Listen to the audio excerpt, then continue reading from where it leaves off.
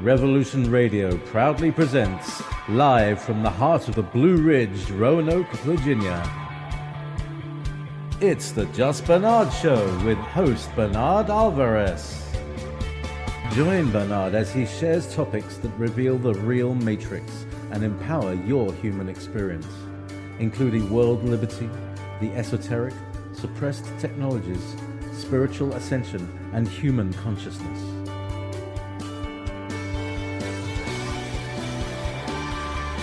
Humanity has awakened, and our time has come to realize our full potential.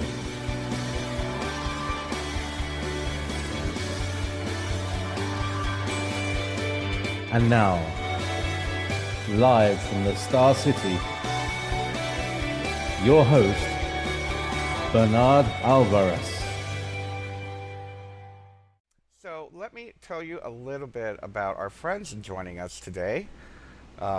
We have today, I'm trying to pull up all the info here. Today we have, we are being joined by the Sasquatch Bigfoot Research Group. We're speaking today with Keegan Reid and Khat Hansen. Keegan is also a radio host, and he's the administrator of the Sasquatch Research Group. Khat Hansen is a Choctaw Medicine Woman and has been around the Forest people since she was 4.5 years old. And I'm hoping during the broadcast we're going to get their resident psychic on the line, Christopher Jacobs. Hopefully will be joining us in a moment. But first of all, let me welcome Keegan. Hi, Keegan. Welcome to the show. How are you today? Hello, Bernard. Happy to be here. Doing really good. Thank you. Well, we're very happy to have you here as well. And, of course, let me welcome Khat. Khat, hello. Welcome to the show. How are you today? I'm doing fine. Thank you. I'm very happy you made it. We've been trying to finagle all these feeds here at once behind the scenes here. So if you give me a moment, did Christopher say he's ready for us, or? I think he should be on the number that you have. So okay, very good. We'll go ahead and see if we can grab him and pull him into the conversation as well.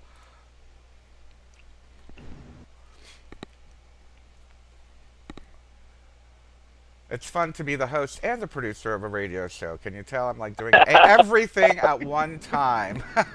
I feel your pain, man. I feel your pain. I'm doing everything at once here behind the scenes, but we're good. We're good. It's always exciting to try new things. I think this is the first time we've had so many people on the broadcast at one time. But we like to make things as complicated as possible right? around here. Anyway, so why don't we start, let's talk a little bit about Bigfoot, Keegan, because like I said, I have been very fascinated by the Bigfoot, whether we want to call it a phenomenon or what ethnobiology, I think, is another term that people use. I've been very... I kind of look at them as a people. I got into this in December of 2015, and really I think the star of the show really will be Khat, because I think really Khat has a fascinating story, but we'll get into that. I started in 2015. I had started seeing the tree structures and had my first encounter, which was very loud tree strikes near me after doing some wood knocking, and then seeing the stick lifts on the ground, and started to interact with doing some gifting with apples and pears and bananas and that kind of thing, and getting to see their prints near their footprints near the gift stump, and then just over time getting to have other experiences with them. Now, Khat, on the other hand, she's been around them since she was 4.5 years old, and so Khat's really kind of been my guide in helping to better understand the forest people and kind of begin the process of building a relationship with them. And then in this process, we decided to go ahead and start teaching other people about the nature of the forest people, because we believe there's a lot of disinformation out there right now. And the thing that really troubles us is that, there's all these Bigfoot hunter programs and all this stuff going on out there. And what we find is that the forest people are very benevolent for the most part. The good majority of them, in fact, by and large, we would say almost all of them are very benevolent. But there are other things out there, and so there's some confusion. So we're working on the process of educating what's going on. In fact, we're getting ready to start a new program called Understanding Conscious Cryptids, where we're going to get into talking about Dogman, and Khat's going to be leading the charge on doing some education on that. But Khat, you might want to tell a little bit about your story of kind of what has gone on with you and getting to know them starting at a young age. But Khat's actually a Choctaw Medicine Woman, and she knows, she lives this. She's interacting with them all the time with a physical group of anywhere from 9 to 14 of them, and they're absolutely amazing. So I'll just pass the baton over to Khat.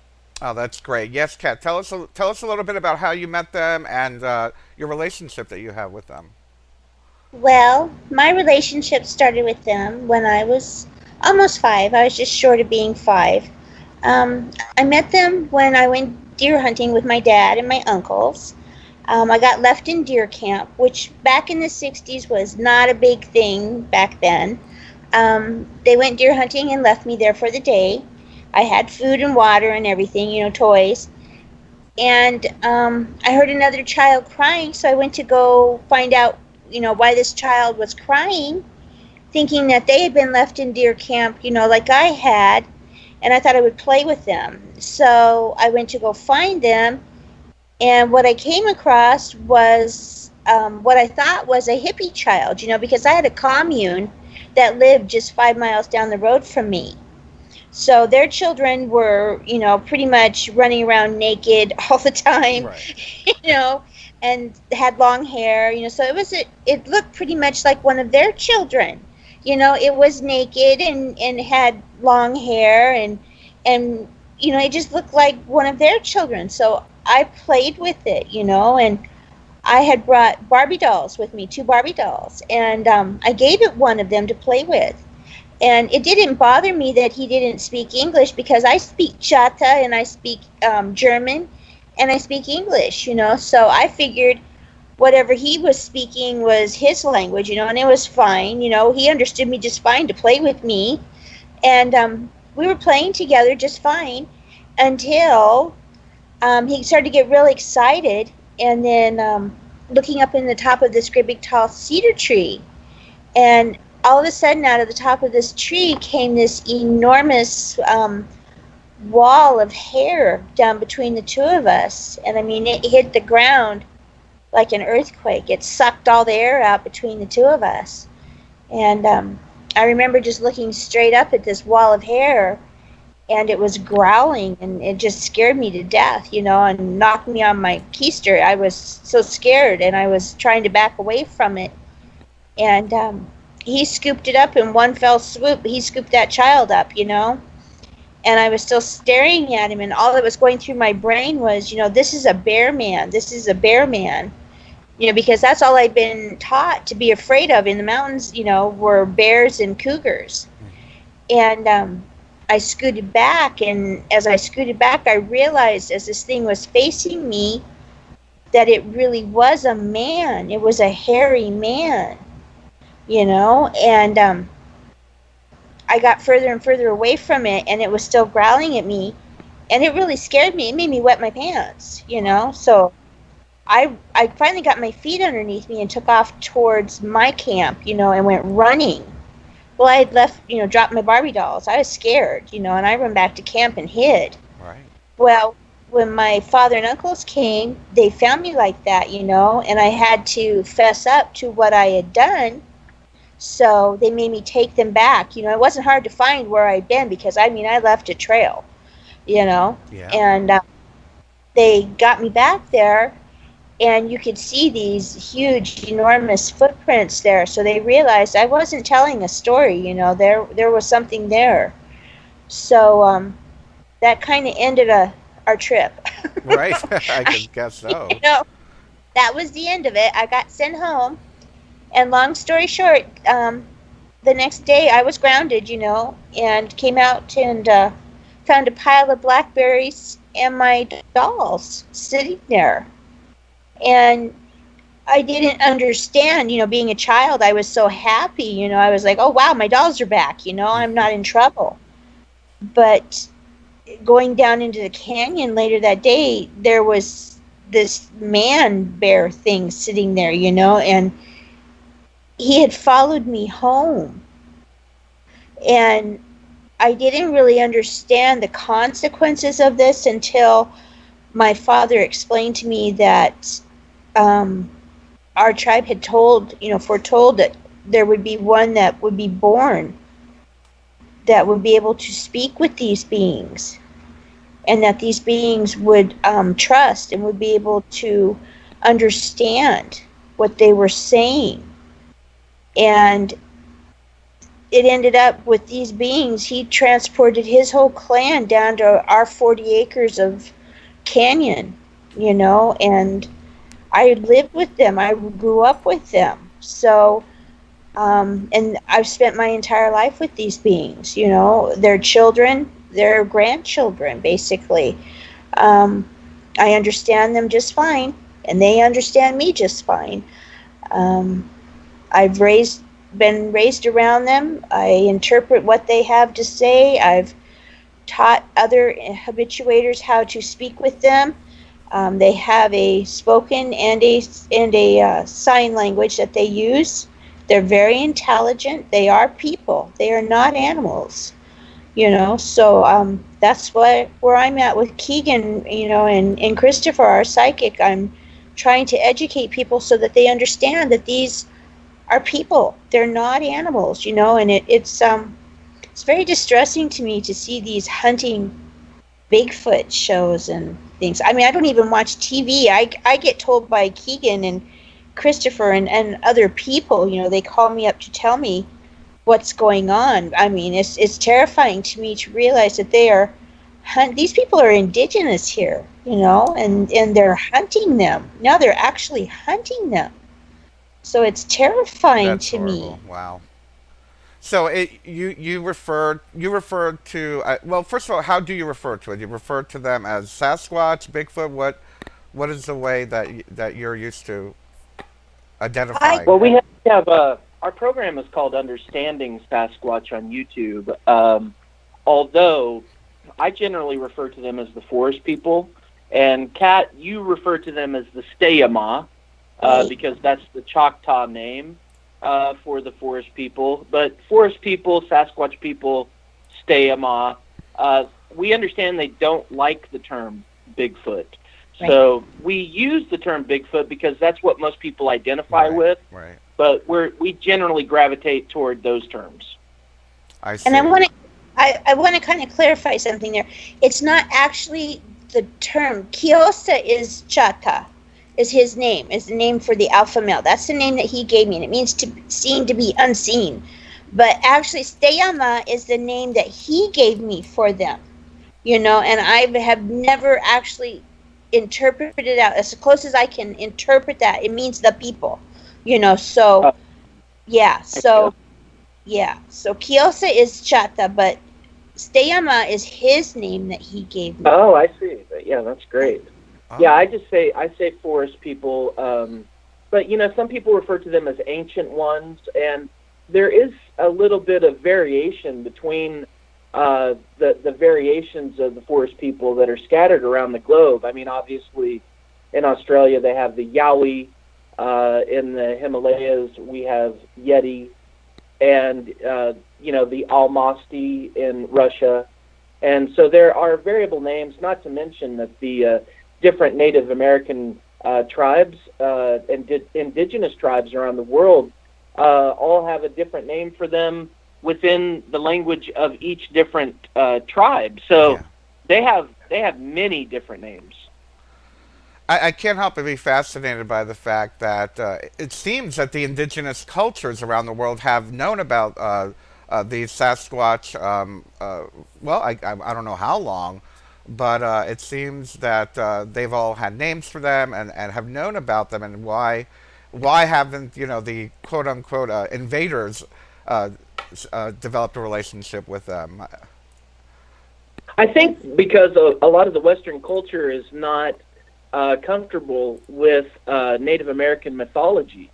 And, the funny thing is that in beginning this process of learning about the forest people and then making a transition into educating about them based upon our experiences and sharing with Khat and get feedback back and forth, going through the process of developing Understanding Sasquatch, which now has like over 60 episodes of people that have had habituation experiences. Some of them have had relationships with the forest people for years and years and years. And so I think the audience, if you guys haven't checked out Understanding Sasquatch on YouTube yet, I think they're going to be absolutely dismayed by the number of people that have relationships with them on an ongoing basis. And it's funny because it almost feels to me like the Finding Bigfoot show is sort of like jazz hands. Right. It sells really well for an Animal Planet program, but they're not really teaching people that they can have a relationship with the forest people.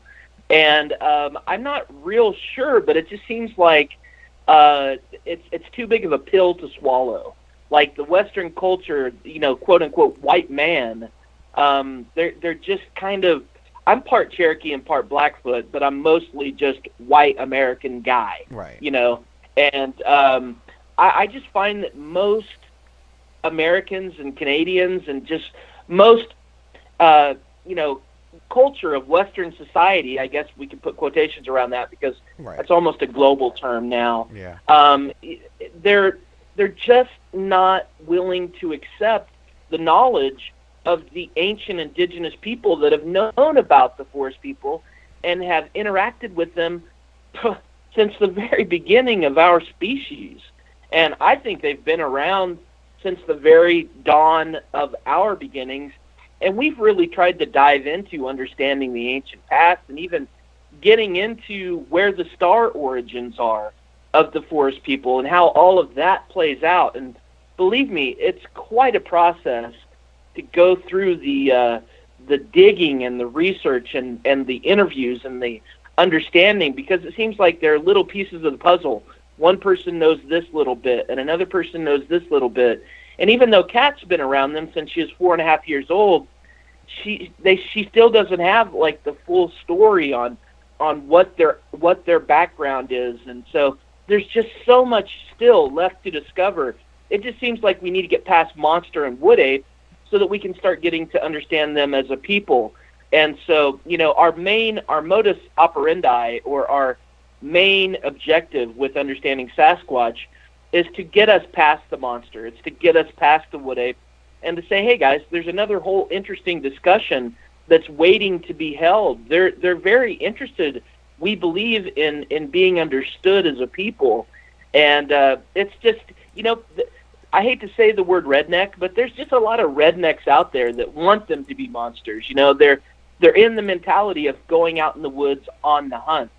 And if it's not us, then it's a creature that should be shot. And there's all of this, well, we need proof, we need a picture, and we need a dead one, and we need to kill one so that we can bring it to science. The fact of the matter is that giant skeletons and all kinds of archaeological data has been brought to like the Smithsonian Institute. A lot of this stuff has been swept under the rug for whatever reason, maybe because it doesn't align with the Darwin's theory of evolution. It doesn't align with the main line of academia, which, is kind of managed at the university and museum type levels. And so we're really kind of facing this huge uphill battle because, we understand that the forest people are very real. They really exist. They're all over the place. They're not nearly as rare as what people think they are. They're practically in every forested area all over the North American continent. And it's really been a completely mind-blowing and paradigm shattering experience for myself to get into understanding this and developing a relationship with them. And for me, I haven't even got to see the forest people that I've been interacting with yet. And I've been doing this for about 1 year and 3 months now, but I've definitely had interaction with them. They're a very shy people. From what Khat said, a lot of them feel like they're ugly. There's something, they don't like to be seen necessarily, and it takes a long time to build up trust. And so we're trying to teach people, hey, if you're interested in getting to know them as a people, we're kind of laying out the framework on how people can do that. And that's one of the advantages of following Understanding Sasquatch, is that you can learn how to develop a relationship with the forest people as a people and treat them with that respect and that dignity. And, hopefully we will finally get away from this monster and wood ape mentality. And hopefully academic science will just come clean and just acknowledge the reality of the forest people, and we can get through all of this nonsense. But it seems like there's some control issues that are at play that are very, very difficult hurdles to overcome. Yeah, mainstream, empirical academia, for lack of a better term, has their story, and they're going to stick to it. And you brought up a great point, Keegan, because I think last year we had James Swagger and it was Hugh Newman from Ancient Aliens, and he had done he did a show on the giants and all the skeletons that were found and how they are being suppressed at the Smithsonian and whatnot. And you just made a little aha moment when you said that perhaps those are the skeletons. Could these be the skeletons of Sasquatch? Well, very much so. A lot of them are. And Khat, I'll let you jump in here. I don't mean to hog the mic, but I just want to say that a lot of these skulls that have double rows of teeth, that are large skulls, that those indeed would likely be the forest people. And so I know Khat probably wants to comment in on this. Yes, please, Khat. Yes, most definitely on that one. I've done almost 25 years of research on this one. I've spent 25 years chasing this subject because I needed an answer to these people. I really did, because I was raised with them, and I wanted to understand them, and I felt bad for them, and I worked with the New World Foundation down in Central and South America. And I wanted to understand where these people came from, and when I was down there, I was told that they were down there, so I'm trying to understand how they got down there, and I'm hearing these stories that they've got the same type of people that live in the jungles down there, and I'm trying to understand, and I'm saying, well, do they have double rows of teeth? Because, the Steyama have double rows of teeth. And that's how I discern when people are telling me, and here I'm releasing a big secret, that I keep with Keegan. When people tell me, I'm dealing with Bigfoot, I say, oh, really? Well, what do you know about them? Oh, well, I've got bites taken out of an apple. Really? Well, is it just normal teeth marks? And they say, well, yeah. And I tell Keegan that's not true. Because if it's normal teeth marks, then it's not Steyama, because Steyama have double rows of teeth. I've got 14 of them, and I do work with other habituators around the United States. And when I go to the other places and deal with their Steyama also have double rows of teeth. So I find that when you are feeding Steyama, you end up having double rows of teeth marks in things. So that is how I clarify what they are dealing with.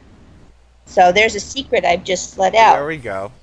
Well, that's good for us to know, to be discerning, because as you said earlier, there's a lot of misinformation going on around there, and maybe some confusion as to, you had mentioned other types of, I don't want to know if you want to call it species, but other types of different types of beings out there, and I guess you don't want to confuse the Sasquatch with another type of, and that's one way, I guess, to be discerning. Right. Absolutely. In fact, that's something I want to touch on, because there's a lot of hype right now about dogman. And from what we can ascertain so far, based upon the research that we've done and firsthand experience that Khat has had, that there are a couple of different races of the dogmen. There's a short race that is around 4 feet in height, somewhere in that range. And then there are actually two other different primary types of dogmen, and some say that there are even more than that. But primarily there's one that's very anthropomorphic, that has a body shape much like ours, maybe the longer arms, much like the forest people or the Sasquatch people. but they will have like a more of a snouted face that would have an appearance, and the ears much like a dog-headed anthropomorphic hominid. And then there is a shape that's more like a werewolf that has like the hocks, the legs that are more like a canine type leg structure, but they're equal in stature and height. I think the short ones have hocks, like a werewolf, and but there is a type, and I don't know that we might loosely call them, I think it's safe to call them forest beings. But I don't mean to interrupt, but we're having a commercial break right now, and when we return, hold that thought, and when we return, we're going to continue our discussion with everyone here at the Bigfoot Research Panel in Sasquatch. We'll be right back. Anyway, before we went to break, Keegan, you were talking to us about the different types of dogmen. You want to pick up where we left off? Yeah, absolutely. We know primarily there are like 3 different types. There's like a short kind of werewolf type shape. In other words, it has like dog hawk type legs. And there is a anthropomorphic, more of a hominid like our body type with more of a snouted dog type head. And we believe those type are generally like guardians of like portals and vortex areas. And then there is another type which is which Khat maybe can talk about a little bit more, and they're more of like a werewolf. They're about the same size as the other type that I just mentioned, and they also are more like a tall werewolf type. So there's one that's more looks like a man, and there's another type that looks more like a werewolf. In addition, there are other things out there as well that we think are getting confused with the forest people, and that's why, with understanding Sasquatch, we've been primarily educating about the Sasquatch people, or what we call the forest people, and what Khat calls the Stayama. But in addition, there are these things called the Lost Ones, or face eaters. And Khat, you want to touch on the dogmen and the Lost Ones and face eaters a little bit, just to kind of outline what these other primary species are. The reason that I bring this up is because there are like the books written by David Paulides, like the Missing 411 books, and we're not saying that they're pointing a finger at Bigfoot as being the culprit of all these missing people. But what people don't understand is that, like, Western society is just getting to a place of beginning to understand that Bigfoot is a reality. And so since Bigfoot kind of is getting on the radar as being acknowledged as existing, then the next thing is, well, the missing people, obviously it must be Bigfoot that must be responsible for all these missing people. And that is just totally inaccurate in our opinion. But Khat, do you want to touch on that? Well, yeah, I would. First of all, the Stayama are being judged by a bunch, quite a few, I want to say. I do want to elaborate on that one first. A few crazy stories that are really, really out there. You're hearing these stories of people claiming to be attacked by them, ripping their legs off and attacking them with their dogs, beating their dogs up, and just horrifying stories that are supposedly happening, But the part about all of that you are not hearing is, a little bit of discernment's needed here, because really, if this was happening, don't you think you would hear about it on the evening news? Seriously, in a small town, if Bigfoot was coming into a small town and attacking a person and ripping his arms off and leaving him for dead, and then the whole town was going out to hunt for him and offering a bounty on him, don't you think you would hear that on mainstream news? Because we did have a case a few years back where a man supposedly in Maine took a picture of a Bigfoot, with his little tripod camera out there, and it was all over the news, we did have that. So seriously, a little bit of discernment here is needed. Now, I do want to touch on what Keegan was saying there, too, with the dogmen. There are cases where the Steyama do have among them their form of a shaman. Okay, now the shaman do wear masks. Okay, so the masks are oftentimes in the form of a wolf's head. So people will see this and say, well, this is a huge being with a wolf's head, so therefore it's a dog man. Okay, that is not the case. It's a Bigfoot, it is a shaman. Oh. Okay, so there's one being mistaken. Okay, then we go and we look at it and we see that there are other beings out there, and I'm going to touch on this in the new show that Keegan and I are talking about. We do have dogmen that are on this planet that were placed here many, many, many eons ago, and our legends, my people's legends, talk about them. We've known that they exist here. People see pictures of them showing up on the internet. They're smaller. They are the size of a German Shepherd, a little bit taller, about 4 feet tall. These are harmless. They've been here forever. They are a people. They live in the forest. They want to be left alone. They don't want contact with us. They stay away from us, Then we do have your Nashovachito, which is the werewolf type. These guys are pretty scary. I get calls to come out and deal with these guys. These are the werewolf beings.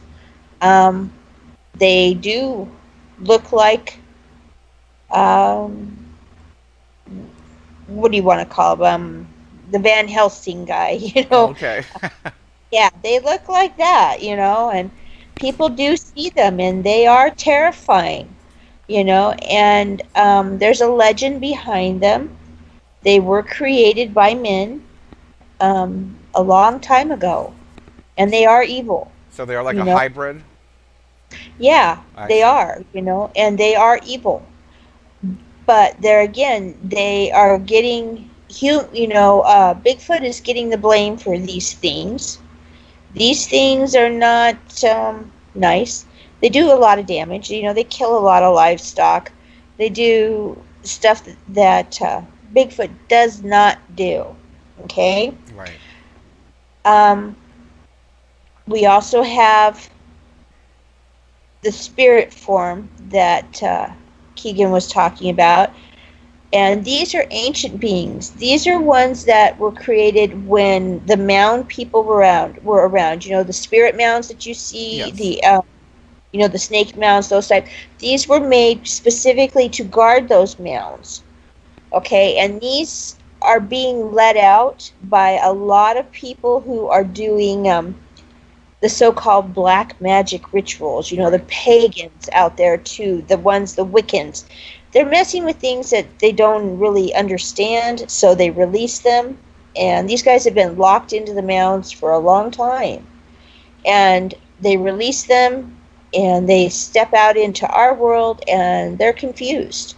They don't understand what's going on out here because they're guardians. They're water spirit. They're being let out, and they're looking for the Native American tribe that was there that locked them into the mound, and they're looking for them to find out what it is they need to be protected. They're looking for their orders, basically. Right. And they step out, and lo and behold, here's modern society, and nobody there to give them their orders.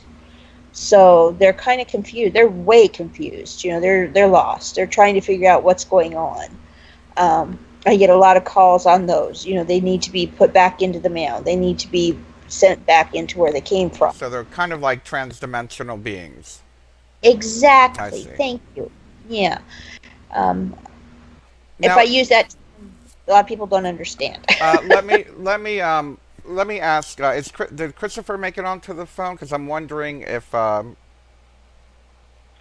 I'm here. Oh, hi, Christopher. Hi, welcome. Hi, Bernard. It's very nice to meet you, and I'm wondering, as the resident psychic, do you help with discerning what these beings are and what we can do to help them or whatnot? What is your role in the group?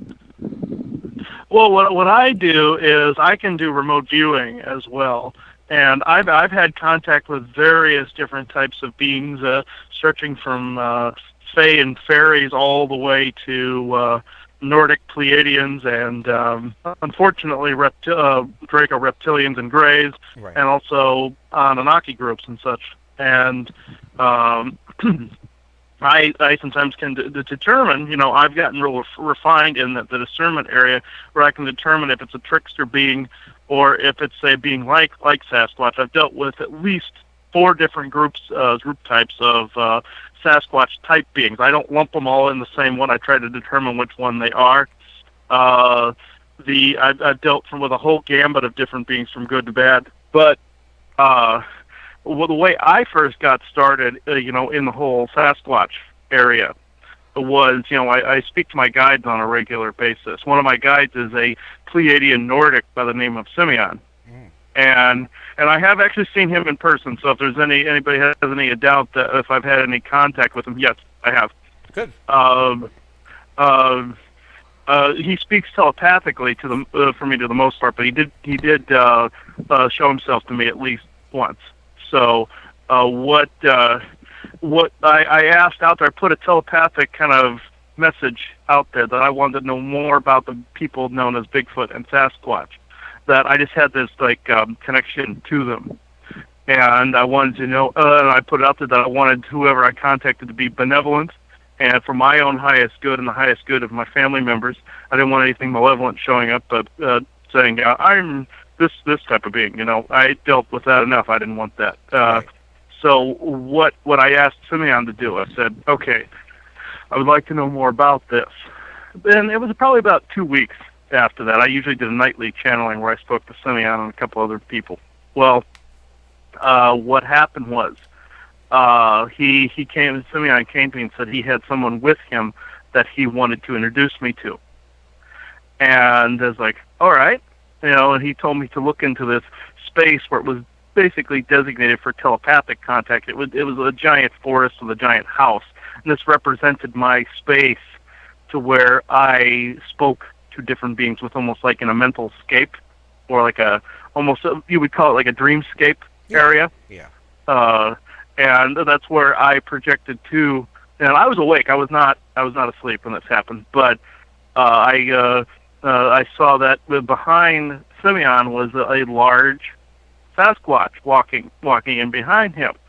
And one of my first mistakes I made when introducing myself telepathically, I went, "Oh, hello, Mr. Bigfoot." And that was a mistake. That ended up making him mad. And he said, no. That's actually more of like what we would call a slur. Yeah. And he said, this particular tribe, Kat there has her Stama, and she said that's what Tiosa called him. This being, he called himself Telnorskus, and he said his particular tribe was called the Anakim, and he said the word meant family gathering in ancient Hebrew. And he said that his particular tribe, at first I thought he meant for the entire blanket species. I thought he was talking about like all of them. And he told me later on that he meant tribal affiliation, like Stama would be like a tribal affiliation. And he then proceeded to tell me about his people. He said that he was of a grouping that we would call ancient ones, or more advanced, or some of the groups would deify them. And he did say that he was like of an older classification, and that there was another grouping that was more like us that had forgotten a lot of their soul history and ancient history. And then he said his grouping was created by the beings we know of as the Anunnaki. And he said they were given DNA by their forebears, and eventually, after a long period of time passed, they became the beings they were. And he proceeded to tell me a little bit about a history where within his genetic code, he actually held the memories of his ancestors. He was talking about genetic memory. And he also said his type had an ability that had been forgotten by a lot of other ones that were still here on Earth. Some of my guides called it a molecular cellular solid ability. Translated into non-geek language, that actually means to maybe transmute from energy to matter and back again. Okay. And that's oversimplification, but they said that would be, if I didn't want to confuse people, that would be a point to start with. But Telnorskus has been in contact with me ever since. He told me that he actually was part of a council on what we know of as ancient Lemuria. He was part of ancient Lemuria and helped with day-to-day things in that time frame, along with a whole circle of them.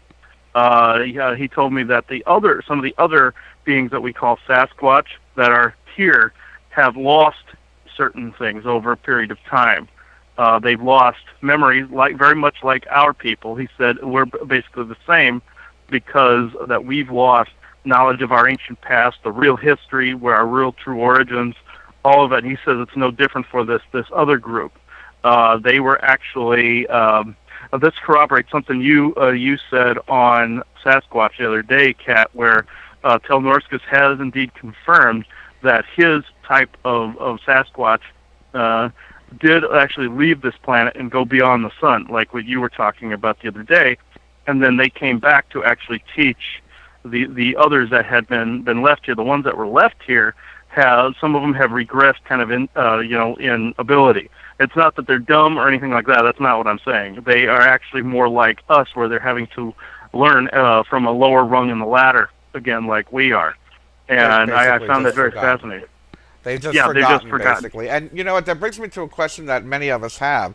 Is do any of the Sasquatch families, tribes, or whatnot, do some of them have the ability to be transdimensional? Are they living in another dimension? Because, you know, I believe in everything. I believe in fairies. I believe in Sasquatch. I believe in all of them. I wonder that sometimes human beings just don't have the ability to tune in to see them or interact with them. Is there any truth to that?